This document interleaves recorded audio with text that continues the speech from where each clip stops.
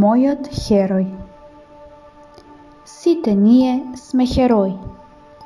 Водиме битки сами против сите, но и сами со себе. Во миговите на војна ја покажавме нашата сила, нашата издржливост. Во миговите кога ни се чини се безизлезно, постои мал зрак светлина. Тоа е светлината на нашата позитивна мисла. Колку и да звучи ова како стара фраза, сепак е голема вистина.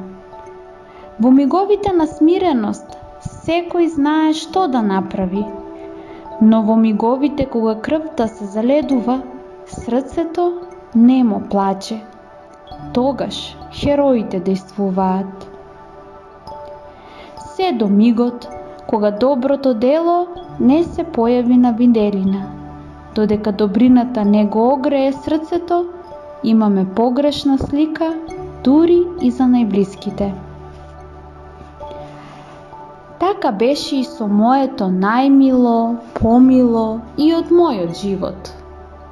Да си родител не значи само да родиш дете. Тоа значи грижа. Тоа значи дека една мала душа чека да биде испишана со твои зборови, кои ќе го формираат неговиот карактер. Своја глава, но добро е моето девојче, мојата Луција. Како награда за незините високи оцени, јас решив да ја однесам на одмор, само јас и таа во Грција. Уплативме во убав хотел, ги спакував коферите и гаста на нашата Астра ме одведе до саканата дестинација. Нашиот автомобил ни овозможи поголема слобода да отпатуваме и во други градови со прекрасни плажи кои ги забележавме на Google пребарувачот.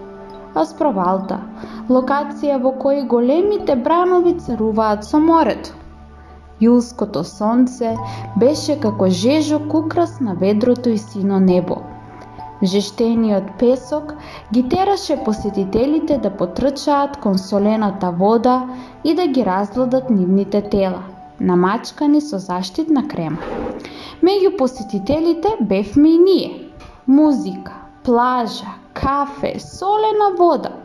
Се потсетува на безгрижен ден кој се чинеше како да ги избришал сите грижи од животите на посетителите. Купен весник, книга и очила за сонце го надополнуваа просторот на нашите лежалки, а и времето кога сме надвор од вода. Денешниот ден не се разликуваше по ништо од вчерашниот. Кога мојата малечка престана да чита, ми кажа дека ќе оди до брегот, со намера да се пржи како сардина и да медитира. Останав сама, задлабочена во својата книга, наслушувајќи ги брановите кои налутено и немоќно се распрачуваат на брегот. Додека странската музика од кафулињата на плажата ме придржуваше, во читајнето јас слушнав присок. Ах, некултурни балканци, си помислив. Зошто е потребно да врескаат кога се разладуваат? Разладувањето може да биде забавно и во мир. Тоа беше една моја лажна илузија. Кога безволно го тргнав погледот од книгата, ја видов мојата малечка како храбро го сече свиокот на брановите. Но таа не пливаше. Таа иташе кон едно мало тело кое е заробено од канџите на брановите. Тоа беше дете чија мајка телефонираше, се фотографираше, се сончеше, правеше се освен мајчинската активност. Кога забележав дека мојата малечка се враќа, а над неа виснато тело на детето, ми се заледи, крвта ми исчезна силата. Мојата малечка уморно стигна до брегот. Некои од сиерџиите дотрчаа да видат, а некои да помогнат. Измореното тело на детето почна да ја цеди на собраната солена вода. Плачеше исплашено додека низ кашлање ги чистеше дишните патишта. Низ плачлив глас покажа кон крпата на која лежеше неговата мајка, завртена со лицето кон земјата, движејќи ги свиените нозе една по друга. Таа зборуваше на телефон, со големи очила на лицето. Очигледно, видеоразговорот ти беше поинтересен од своето дете. Нејзиниот видеосоговорник сигурно и посочил што се случува позади неа и таа нагло се заврте. Кога го здогледа нејзиното дете, панично го остави телефонот, се стрчна кон него и почна да му зборува со повишен тон. Тогаш моето малечко стапи во превоспитување на неговата мајка. Таа на фин начин и кажа на неговата мајка дека повишениот тон треба да си го упати себе си, а не кон детето. Сите присутни внимателно слушаа.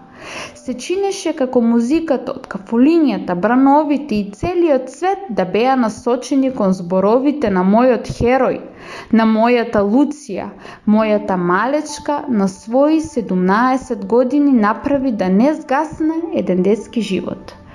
Мајката тажно и засрамено се заблагодари. Ги собра крпата торбата за на плажа и детето заедно си заминаа. Кога подоцна размислував дека брановите можеа да ја повлечат и неа, се почувствував засрамено. Често ние, возрастните, ја немаме таа храброст и решителност како нашите деца. Тогаш сватив дека мојата малечка е голем херој, херој со кој јас се гордеам, херој кој ме научи да верувам во она што го имам. Ме научи да поминуваме повеќе време заедно, да ги запознаеме нашите длабочини пред да се претвориме во странци кои делат иста крв и ист кров. Напишано од Агапе. Пулсот на мастилото Еси Радио.